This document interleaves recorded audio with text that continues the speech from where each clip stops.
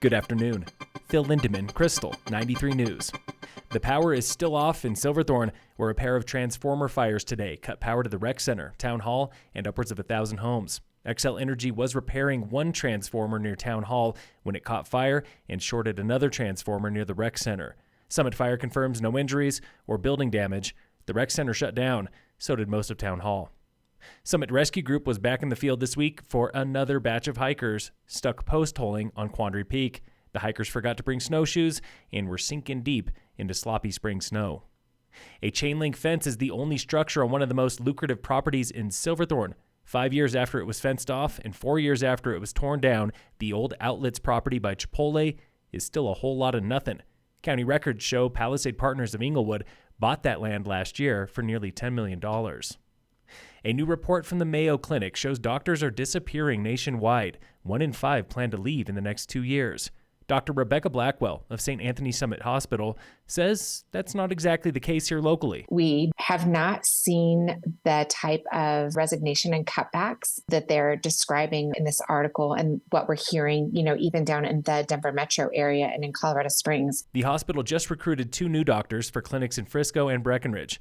But Dr. Blackwell admits Summit is struggling to keep full-timers. We certainly have had a handful of nurses and providers cut back at a time in their lives when we weren't expecting them to be transitioning to retirement. One big reason, the lingering fallout from COVID. Yes, healthcare providers of all kinds are humans, and we all need help. She says the hospital is helping with support groups, childcare assistance, and a housing stipend, up to $400 per month.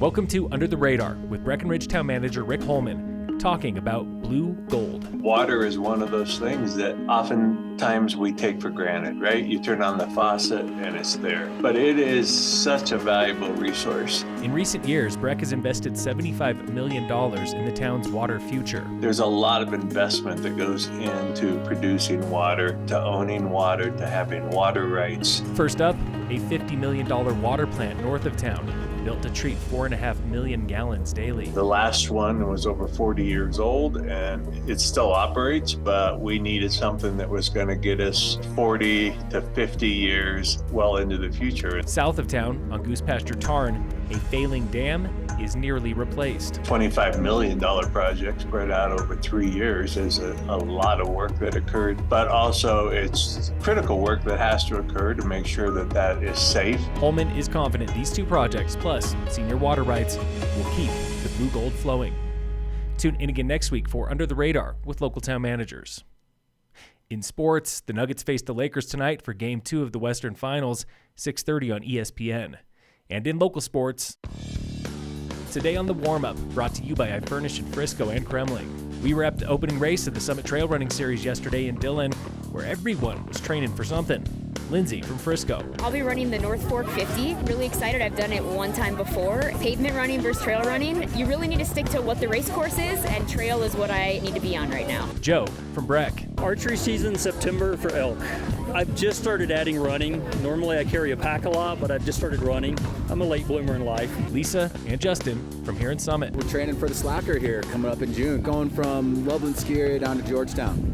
I've done a few races in the past, some big races, and definitely have learned my lesson that you have to get the runs in and the training in. Melissa from Frisco. I'm training for the Snowmass Ragnar race in a few weeks, and this will be the team's kind of bonding time and trying to get out on some trail. Next race in that series is May 31st at French Gulch in Breck.